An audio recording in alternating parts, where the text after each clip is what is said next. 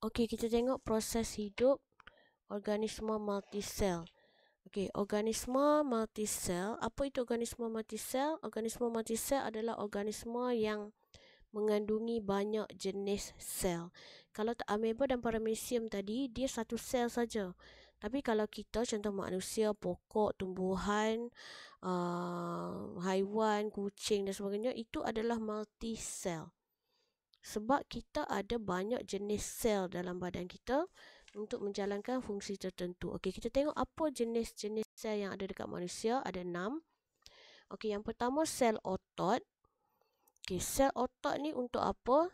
Sel otot ni untuk mengecut dan mengendur untuk menghasilkan pergerakan. Okey, sel otot ni dia terhasil daripada gentian multinukleus dan dia ada berjalur-jalur macam ni. Okey, kemudian sel saraf. Sel saraf ni untuk menghantar impas, saraf lah macam kita dah belajar di tingkatan 3, untuk menghantar impas ke otak ataupun ke saraf tunjang untuk menghasilkan tindakan ataupun tindak balas.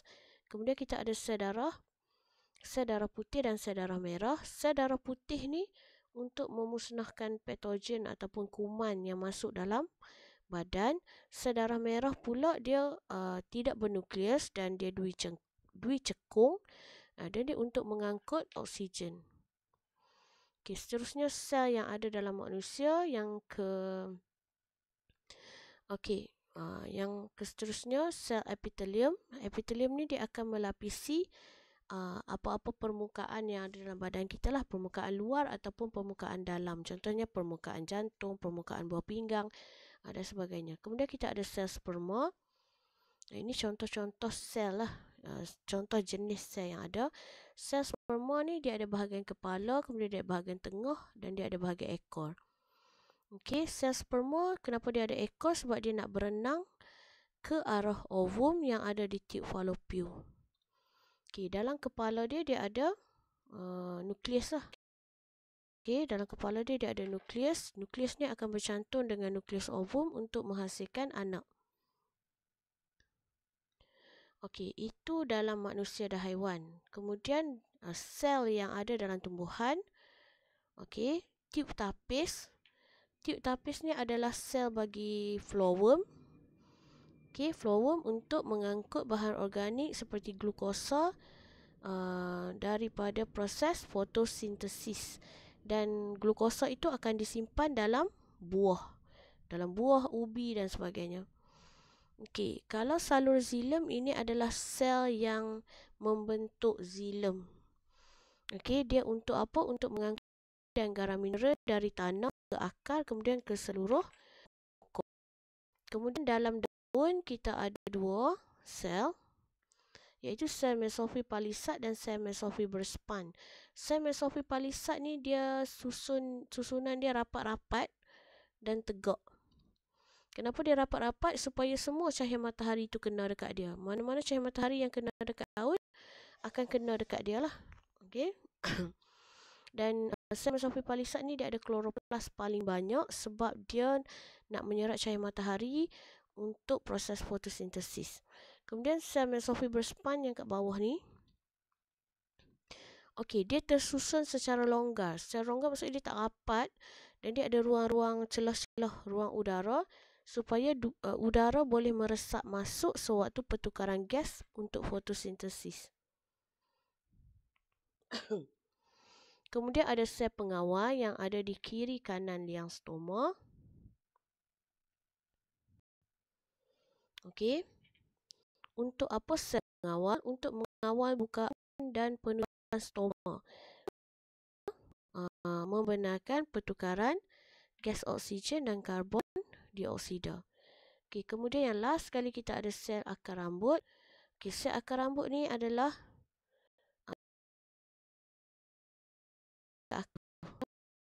apa rambut macam ni supaya buah sperma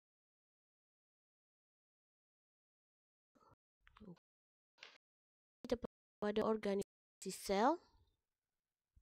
Okey, organisasi sel tu maksudnya mana susunan macam mana susunan sel, yang mana macam mana susunan aras lah sel, yang mana kecil, yang mana besar, yang mana seterusnya lah. Okey, contoh. Ini adalah organisasi sel. Okay, yang paling kecil adalah sel. Kemudian, ni nampak tak? Ini satu sel. Okay, kalau banyak dipanggil sel lah. Kalau banyak. Okay, tisu. Kalau tisu pula banyak-banyak, dia akan organ. Dan kalau organ ada banyak, contoh jantung, ada paru-paru, kita dah panggil sistem. Contoh sistem peredaran, sistem respirasi, sistem pencernaan. Kemudian kalau banyak sistem, dia dah jadi benda hidup, iaitu organisma. Ini kamu kena ingat lah urutan sel, tisu, organ, sistem, organisma. Ini kena hafal. Okey, kita tengok jenis-jenis tisu yang ada dalam manusia dan haiwan. Okey, tisu epitelium. Tisu epitelium dia akan melapisi permukaan luar ataupun dalam. Yang penting dia duduk dekat lapisan lah. Dia melapisi. Lapik organ ke, jantung ke, dia duduk kat luar jantung ke, luar buah pinggang ke, luar saluran pencernaan, dia duduk kat luar. Okey.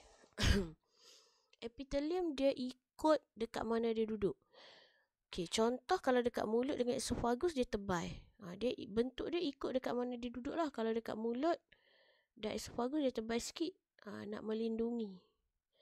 Okey, kalau dekat paru-paru dia nipis supaya gas boleh meresap masuk. Kalau dekat trachea dia ada bulu ataupun silia. Okey, supaya dia boleh menolak kotoran yang masuk melalui tekak kamu ataupun mukus ataupun hingus. Okey, kalau dekat ginjal dia bentuk saluran sebab dia nak mengalirkan kelenjar ni, dia nak mengalirkan enzim dan sebagainya. Dia jadi bentuk bulat macam ni sebab dia nak jadi satu duktus atau saluran. Kalau dekat usus kecil dia ada dia ada bahagian mukus untuk keluarkan lendir. Okey, jadi epitelium ikut dekat mana dia duduk, dia akan jadi bentuk yang sesuai dengan tempat kawasan tu lah. Contoh kat paru-paru macam mana, dekat salur macam mana. Okey, itu epitelium. Kita ada 4 lah, epitelium, otot, saraf dan tisu penghubung. Okey, kita tengok tisu otot. Tisu otot ada 3. Otot licin, otot rangka, otot kardium. Okey, otot licin ni dia adalah saluran lah. Okey. Otot dia boleh mengecut dan mengendur. Contoh otot dekat salur pencernaan ataupun dekat esophagus. Esophagus kita dia boleh kecut kendur iaitu peristalsis. Okey. Itu kita panggil otot. Otot rangka pula otot yang melekat dekat tulang. Kenapa? Dia mengecut dan mengendur supaya kita boleh bergerak lah, boleh angkat tangan, angkat kaki, bengkok tangan, bengkok kaki. Okey, itu fungsi otot rangka. Dan yang ketiga adalah otot kardium, dia hanya duduk dekat jantung saja supaya jantung boleh mengepam darah ke seluruh badan. Okey, kemudian kita tengok tisu saraf, terdiri daripada sel saraf. Okay, ini contoh sel saraf. Ini adalah neuron. Okay, dia terdiri daripada dendrit dan akson. Okay, dekat ni macam kepala. Okay. Dan dia tu akson. Dia untuk menghantar maklumat lah, tisu saraf. Okay, kemudian tisu penghubung. Okay, tisu penghubung ni adalah gentian ataupun tisu-tisu yang menghubungkan sesuatu lah. Okay. Tisu penghubung longgar. Tisu penghubung longgar ni dia untuk memegang organ. Contoh jantung kamu duduk kat mana, dia ada macam tisu dekat sini. Ada macam gentian yang pegang organ kamu tu supaya tak lari pergi ke lain. Okey, kemudian tisu penghubung bergentian ada 2, tendon dan ligamen. Okey, tendon ni yang ni. Dia melekatkan isi bicep kamu, contoh bicep, dengan tulang. Kalau ligamen, dia melekatkan tulang dengan tulang. Tadi isi dengan tulang adalah tendon, tulang dengan tulang adalah ligamen. Kemudian kita ada sel darah, tisu darah. Tisu darah tu sel darah putih, sel darah merah. So kita panggil dia tisu darah. Kalau sel dia ada dua, sel darah putih, sel darah merah. Sel tu lebih kecil. Kalau dah besar sikit kita panggil tisu darah. Okay, kemudian kita ada tisu tulang. Ni bentuk dia. Kalau lukisan. Okay, kalau dalam kertas paksa bentuk dia macam ni. Okay, tisu tulang nak membentuk apa? Membentuk tulang lah. Kenapa kita perlu tulang? Untuk kita berdiri, memberi bentuk kepada kita dan untuk kita bergerak. Kemudian kita ada tisu adipus. Tisu adipus tu tisu lemak. Okay, dia untuk menyimpan lemak dan dia berada di bawah kulit. So, kalau lemak banyak, tisu dia besar. Kalau lemak sikit, tisu kecil. Macam tu lah. Okay, kemudian kita ada rawan. Rawan ni kalau kamu makan ayam, dekat hujung tulang tu dia ada cap tu. Rawan. Tujuan cap tu, itu untuk melindungi tulang daripada haus lah bila dia bergeser. Kalau tak ada cap tu, dia akan bergeser sesama tulang. Lepas tu tulang tu akan jadi haus sikit. Tapi disebabkan ada rawan, tulang tu tidak haus lah, walaupun bergeser. Okay, tisu dalam tumbuhan, okay, ada dua jenis, iaitu tisu meristem dan tisu kekal. Tisu kekal pula ada tiga.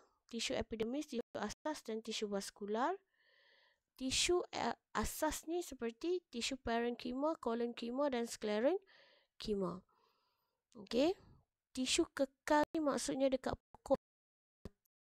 Tisu ni maksudnya okey, nak jadi satu daun dia kena ada tisu. Jadi batang pokok dia kena ada tisu, isi pokok tu lah. Okey. Epidermis ni yang kat luar, tisu asas ni kat dalam, tisu vaskular ni yang mengangkut. Okey. Tisu yang mengangkut ada dua, xilem mengangkut air dan phloem mengangkut bahan organik hasil fotosintesis. Tisu asas ada tiga yang membentuk pokok, iaitu parenkima, kolenkima dan sklerenkima. Okey, kalau tisu meristem pula dia ada dua, tisu meristem apex dan tisu meristem sisi. Apex ni maksud dia hujung. Dekat pokok, tisu meristem ni adalah tisu yang sedang membahagi lagi. Kita tak tahu lagi dia nak jadi bentuk apa, nak jadi daun kan, nak jadi ranting. So, tisu meristem hujung yang sedang bertumbuh dekat mana? Hujung akar dan hujung pucuk. Kalau tisu meristem sisi adalah tisu yang bertumbuh untuk jadikan pokok tu lebih lebar. Okey, dia ada di kambium gabus dan kambium vaskular. Okey, kita tengok tisu asas, parenkima, kolenkima dan sklerenkima. Apa beza? Okey, kamu tengok dia punya dinding sel, yang ni nipis, yang ni tebal, yang ni paling tebal. Okey, kalau parenkima dia tempat kanji tin air dan dia berfotosintesis. Kima dia ada yang tebal, membantu tumbuhan herba ni tumbuh tak berkayu. Membantu tumbuhan herba ni untuk memberi sokongan. Kalau sklerenkima pula dia bagi sokongan juga, tapi dekat tumbuhan yang dah besar, yang matang. Itu beza parenkima, kolenkima dan sklerenkima. Okey, tisu vaskular tadi dah cakap, dia ada xilem dan phloem. Xilem untuk mengangkut air dan garam mineral, phloem untuk mengangkut sukrosa daripada hasil fotosintesis. Okey, kepadatan komponen. Kepadatan komponen tu maksudnya dekat sel mana komponen ni banyak, komponen tu banyak. Okey.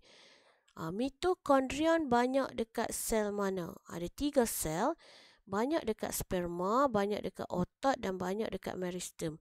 Kenapa banyak dekat sperma? Sebab sperma perlu tenaga yang banyak. Mitokondria untuk buat tenaga. Jadi sperma perlukan tenaga yang banyak sebab dia nak berenang dari uterus ke tiub untuk nyawa. Jadi dia perlu tenaga yang banyak. Sel otot kenapa perlu tenaga yang banyak? Sebab dia nak bergerak.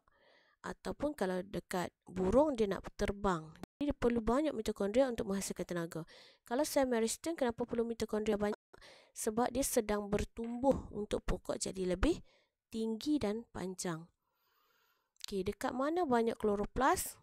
Dekat sel mesofil palisad dan mesofil berspan di daun. Kenapa dia banyak kloroplas? Sebab dia nak menyerap cahaya matahari dan menjalankan fotosintesis. Okey, dekat mana banyak jalinan endoplasma kasar dan jasad Golgi? Dekat sel pankreas, sel gallbladder dan sel hati. Kenapa? Sebab dia nak menghasilkan enzim. Sebab jalinan endoplasma kasar ada ribosom. Ribosom adalah tempat menghasilkan protein. Enzim adalah protein. Okey, dan sel gallbladder pula untuk menghasilkan mukus lah. Mukus tu lendir. Contohnya dalam saluran pernafasan kita ada hingus. Jadi hingus tu terhasil daripada sel gallbladder. Okey, kenapa banyak jasad Golgi dekat sel hati? Sebab hati tu dia nak memetabolismekan karbohidrat dan mendetoksifikasi dadah dan juga racun. Hati kita yang akan menyah toksinkan dadah dan racun. Okey, kalau badan kita atau sel kita tak cukup komponen sel seperti lisosom, mitokondria, kloroplas dan ribosom, badan kita tak boleh berfungsi dengan baik. Contoh, kalau kita kurang mitokondrion, kita akan mengalami pertumbuhan yang terbantut, otot kita lemah dan kita akan ada masalah pendengaran dan penglihatan. Kalau kita tak cukup lisosom, kita akan menghidap penyakit Tay-Sachs, iaitu pertumbuhan kita akan terencak akal. Itu kalau kekurangan komponen sel. Kita akan tengok terus 2.4 aras organisasi sel. Ini yang tadilah. Daripada sel dia akan jadi tisu, daripada tisu dia akan jadi organ, daripada organ dia akan jadi sistem. Okey, ada sistem apa dalam badan kita? Kita ada sistem endokrin. Ini kamu boleh baca dekat buku lah. Sistem endokrin tu untuk menghasilkan hormon, untuk mengawal dan mengkoordinasi badan kita. Kemudian kita ada sistem respirasi. Sistem respirasi ni untuk pertukaran gas karbon dioksida dan oksigen dalam sistem dalam pernafasan. Kemudian kita ada sistem otot. Okey, otot ni untuk mengecut dan mengendus supaya kita boleh bergerak. Kemudian kita ada sistem pembiakan lelaki. Okey, sistem pembiakan lelaki ni untuk menghasilkan sperma dan hormon seks lelaki lah. Okey. Sistem pembiakan perempuan kita ada untuk menghasilkan ovum dan hormon seks perempuan. Kita ada sistem limfa supaya untuk menyeimbangkan bendali badan dan mencegah penyakit. Kita ada sistem saraf untuk mengesan dan menghantar maklumat dan mengkoordinasi badan. Kita ada sistem peredaran darah untuk mengangkut nutrien, gas respirasi dan sistem hasil perkumuhan. Kita ada sistem pencernaan untuk mencerna bahan makanan yang kita makan supaya jadi lebih kecil. Kemudian kita ada sistem urinari untuk menyingkirkan bahan kumuh melalui air kencing. Kita ada sistem rangka. Rangka tu tulang-tulang dalam badan kita supaya untuk menyokong badan dan melindungi organ. Tulang pun untuk melindungi organ. Contoh kita ada tulang rusuk dekat dada. Kenapa ada tulang rusuk kat dada? Sebab di dada kita ada banyak organ yang penting seperti jantung, paru-paru dan sebagainya. Okey, dan tulang juga untuk isi kita memaut supaya kita boleh bergerak. Okey, sistem intergumen. Ini jarang kamu jumpa. Sistem intergumen adalah kulit. Untuk apa kulit? Untuk melindungi satu badan kita daripada jangkitan, kecederaan dan penyahidratan. Penyahidratan tu adalah kehilangan air. Okey, itu semua tadi sistem dekat manusia. Sekarang sistem dekat pokok ada dua je. Okey, sistem pucuk dan sistem akar. Sistem pucuk tu terdiri daripada yang atas lah, iaitu yang kita nampak daripada tanah tu. Batang, daun, pucuk, bunga dan buah. Okey, untuk apa semua tu? Untuk menyokong pokok supaya dia boleh berdiri dan menyerap cahaya matahari. yang maksimum untuk fotosintesis. Dan kalau bunga untuk apa? Bunga untuk pembiakan. Dalam bunga tu nanti bunga tu akan jadi buah, dan dalam buah ada biji benih untuk pembiakan. Akar untuk apa? Okey, akar untuk menyerap air, dan akar juga memberi sokongan supaya pokok boleh berdiri. Itu fungsi sistem. Itu saja bab buah.